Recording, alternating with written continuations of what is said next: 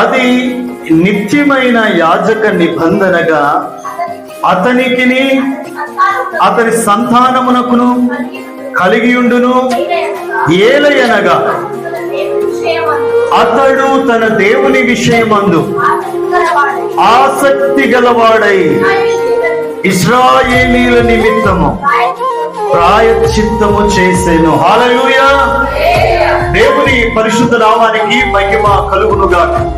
ప్రియులారా, ఈ పరిశుద్ధ వారం దేవుని మందిరంలోకి వచ్చిన మీ అందరికి మరొక వారు ప్రత్యేకమైన వందనాలు తెలియజేస్తూ మనం వాక్య ధ్యానంలోనికి వెళ్తున్నాం. ఈరోజు మనం ధ్యానం చేసే అంశం ఫినెహాసును గూర్చి కొన్ని విషయాలు మనము ధ్యానం చేయబోతున్నాం.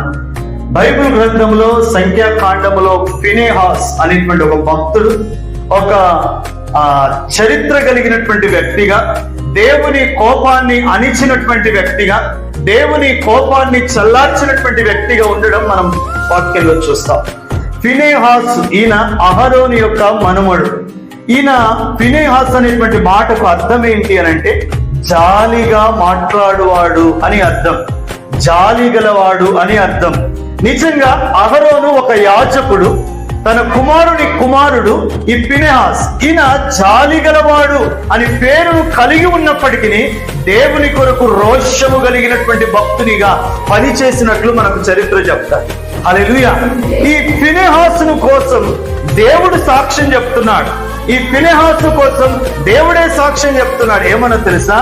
నేను అతనికిని అతని తరువాత అతని సంతానానికి నేను సమాధానపు నిబంధనను స్థిరపరుస్తున్నాను.